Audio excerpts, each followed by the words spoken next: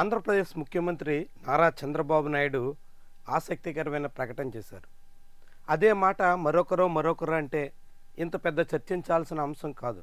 కానీ అమరావతి రూపశిల్పిగా, ఆంధ్రప్రదేశ్ రాజధాని నగర నిర్మాతగా అనేక మందితో ప్రశంసలు అందుకున్న చంద్రబాబే ఇలాంటి మాటలు మాట్లాడడం ఇప్పుడు విస్మయానికి గురిచేస్తుంది. ఇప్పుడున్న అమరావతి నగర ప్రణాళిక ప్రకారంగా నిర్మిస్తే అది కేవలం ఒక చిన్న మున్సిపాలిటీగా మాత్రమే మిగులుతుంది అంటూ సెప్టెంబర్ 12వ తారీఖున మంగళగిరి సీకే కన్వెన్షన్ సెంటర్లో జరిగిన ఒక కాన్క్లేవ్లో చంద్రబాబు నాయుడు మాటలు. ఇదే చంద్రబాబు నాయుడు గడిచిన 10 ఏళ్లుగా చెప్పిన మాటలేంటి, ఆయన ఎలాంటి కలరింగ్ ఇచ్చారు, ఇప్పుడెందుకు చిన్న మున్సిపాలిటీగా మారిపోతుందని సన్నాయి నొక్కులు నొక్కుతున్నారు. ఒకసారి చూద్దాం. గతంలో చంద్రబాబు చెప్పినటువంటి మాట ఇది. ప్రపంచంలోనే అత్యద్భుత రీతిలో అమరావతి నిర్మాణం, ఇది సింగపూర్ నిపుణుల బృందం రూపొందించిన రాజధాని అమరావతి ఊహా చిత్రం. ఈనాడు పత్రికలో వచ్చినటువంటి కథనం. అప్పట్లో రాజధాని అభివృద్ధికి సింగపూర్ చొరవ చూపాలి, అక్టోబర్ 22న ప్రధానమంత్రి మోదీ భూమి పూజ అంటే 2015 నాటి పత్రిక. తొలుత 40 లక్షల జనాభా కోసం 217 చదరపు కిలోమీటర్ల విస్తీర్ణంలో కట్టడాలు అంటే రాష్ట్ర ప్రభుత్వం 28,000 మంది రైతుల నుంచి 33,000 ఎకరాల భూమి తీసుకుని ప్రభుత్వానికి సంబంధించిన మరొక 20,000 ఎకరాలు కలిపి 54,000 ఎకరాల్లో నిర్మాణానికి పూనుకుంటే ఇదొక ప్రపంచ అద్భుత రాజధాని అవుతుంది. చంద్రబాబు మాటలు. దానికోసం 217 చదరపు కిలోమీటర్ల మేర విస్తీర్ణంలో కట్టడాలు ఉంటాయి. 2018 నాటికి మొదటి దశ నిర్మాణం పూర్తి. చంద్రబాబే చెప్పారు. ఇప్పుడు 3 ఏళ్లలో పూర్తి చేస్తానంటున్నారు కదా 2025లో. 2015లో చెప్పిన మాట 2018 నాటికి, అప్పుడు కూడా 3 ఏళ్లే. అప్పుడు కూడా 3 ఏళ్లలోనే పూర్తి చేస్తానన్నారు. ఇప్పుడు అదే 3 ఏళ్ల మాట కంటిన్యూ అవుతుంది. 2018 నాటికి ఏమైందో మనకు తెలుసు. దాని తర్వాత ఇక పరిశ్రమల వెల్లువ. ఏపీ ఇండస్ట్రియల్ మిషన్ను ప్రారంభోత్సవం సందర్భంగా రాజధాని భూములు ఇచ్చిన రైతులకు భారీగా ప్రోత్సాహకాలు ఇస్తామని ఆ రోజు ఆయన చెప్పినటువంటి మాట. అదే సమయంలో సింగపూర్ తరహాలో అమరావతి నిర్మాణం, సింగపూర్ మోడల్, సింగపూర్ తరహా, సింగపూర్ తలదన్నేల రాజధాని ఉంటుంది, పెట్టుబడులకు అనుకూల వాతావరణం ఉంది, రాజధాని ప్రాంతంలో కాన్సెప్ట్ సిటీల నిర్మాణం కూడా వస్తుంది, హైకోర్టు న్యాయ విద్యాలయం కూడా అక్కడే వస్తాయి. అప్పట్లో చంద్రబాబు చెప్పినటువంటి మాట. ఇప్పుడు ఆ న్యాయ విద్యాలయం ఎక్కడుందో మరి ఆయనకే తెలియాలి. టోక్యో స్థాయి రాజధాని, ఇంతకుముందు ప్రపంచ స్థాయి రాజధాని, ఆ తర్వాత సింగపూర్ తరహా రాజధాని, ఇక్కడ టోక్యో స్థాయి అంటే జపాన్ రాజధాని తరహాలో జపాన్ పరిశ్రమల కోసం రాజధానిలో ప్రత్యేక క్లస్టర్లు ఏర్పాటు చేస్తారు. హైదరాబాద్ కంటే పెద్ద ఔటర్ రింగ్ రోడ్డు ఉంటుంది. 10 లక్షల ఎకరాల ల్యాండ్ బ్యాంక్ కూడా ఏర్పాటు చేస్తారు. 10 లక్షల ఎకరాలు చూడండి. అసలు చంద్రబాబు ప్రకటన చాలా విడ్డూరమైనటువంటి మాట అనమాట. ఇక అమరావతిలో కొరియన్ సిటీ, ఇందాక జపాన్, ఇప్పుడు కొరియన్, ఇవన్నీ చంద్రబాబు స్టేట్మెంట్స్.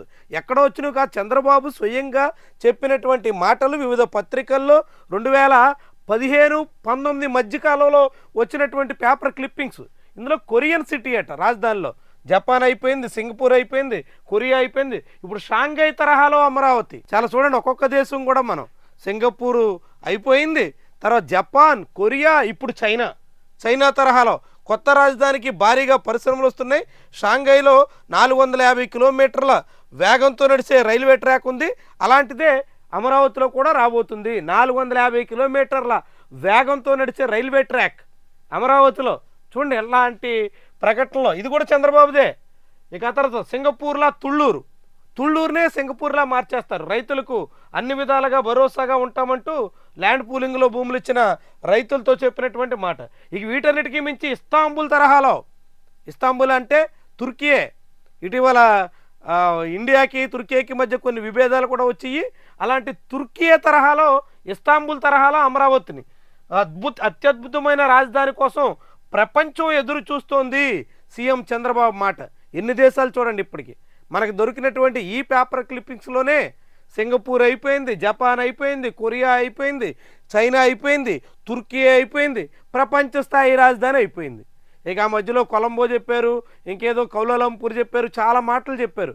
ఇప్పుడు అవన్నీ చెప్పిన తర్వాత ఆఖరికి ఇప్పుడు చంద్రబాబు చెప్తుంది ఏంటంటే ఒక చిన్న మున్సిపాలిటీ స్థాయిలో మాత్రమే మిగులుతుంది అంటే చంద్రబాబు మరి ఈ మాటలన్నీ ఏమయ్యాయి? ఆయన ఒట్టి గాలి కబుర్లే చెప్పారా? ఊరికినే జనాన్ని మభ్యపెట్టారా? జనాన్ని భ్రమల్లో ముంచే ప్రయత్నం చేశారా? ఇన్ని రకాల ప్రకటనలు ఇచ్చి ఆఖరికి ఇప్పుడెందుకు చేతులెత్తేస్తున్నారు అనే సందేహం ఎవరిలోనైనా కలగక మానదు. చంద్రబాబు ఎందుకని హఠాత్తుగా అమరావతి నగరం అత్యద్భుతంగా ఉంటుందనుకుంటుంటే గాలి తీసేసే పరిస్థితికి వచ్చారు? అంత పెద్ద ఆడంబరం చేసి తుస్సుమనిపిస్తున్నారు. అమరావతి ఎందుకు ఇట్లాంటి పరిస్థితికి వచ్చేసింది? అసలు ఎందుకని చంద్రబాబు అంతగా దాని చుట్టూ ప్రపంచంలో అన్ని దేశాల రాజధానుల్ని అమరావతిలోనే వస్తున్నాయని చెప్పి ఆఖరికి చిన్న మున్సిపాలిటీ స్థాయిగా మిగిల్చేయడం వెనక మతలబ్ ఏంటి? ఇదే చాలామందిని ఆలోచింపజేస్తున్నటువంటి అంశం, చాలామందిలో అనుమానాలు రేకెత్తిస్తున్నటువంటి అంశం. చంద్రబాబు ఎందుకని ఇట్లా మాట మార్చేస్తున్నారు? అప్పుడు చెప్పినటువంటి అంత ఆర్భాటం ఇప్పుడు ఏమైపోయింది? అంత చెప్పినటువంటి మాటలన్నీ ఎందుకని నీరుగారిపోయాయి? అమరావతి నగరం ఇక అంతేనా అనే సందేహాలు కూడా బలపడుతున్నాయి. చాలా చాలా ఆసక్తికరంగా, ఆశ్చర్యకరంగా చంద్రబాబు స్టేట్మెంట్స్ చూస్తూ ఉంటే కనిపిస్తున్నాయి. కానీ ఆ స్టేట్మెంట్స్ ఒట్టి మాటలుగానే మిగిలిపోయాయి.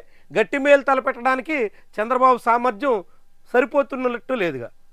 హైదరాబాద్ నగర నిర్మాత నేనే అని చెప్పుకునేటువంటి చంద్రబాబు ఇప్పుడు అమరావతిని అదిగో ఇదిగో ఇదిగో అదిగో అని చెప్పి ఆఖరికి ఏదీ లేదు అనే దిశలో మళ్ళిస్తున్నటువంటి వైనమే చాలా విభ్రాంతి కలిగిస్తున్నటువంటి విషయం. ఈ వీడియో మీద చంద్రబాబు స్టేట్మెంట్స్తో మీకేమనిపిస్తుంది? మీరేమనుకుంటున్నారు? కామెంట్ రూపంలో తెలియజేయండి. ఛానల్ని సబ్స్క్రైబ్ చేయడం, ఈ వీడియో లైక్ చేయడం మాత్రం మర్చిపోకండి.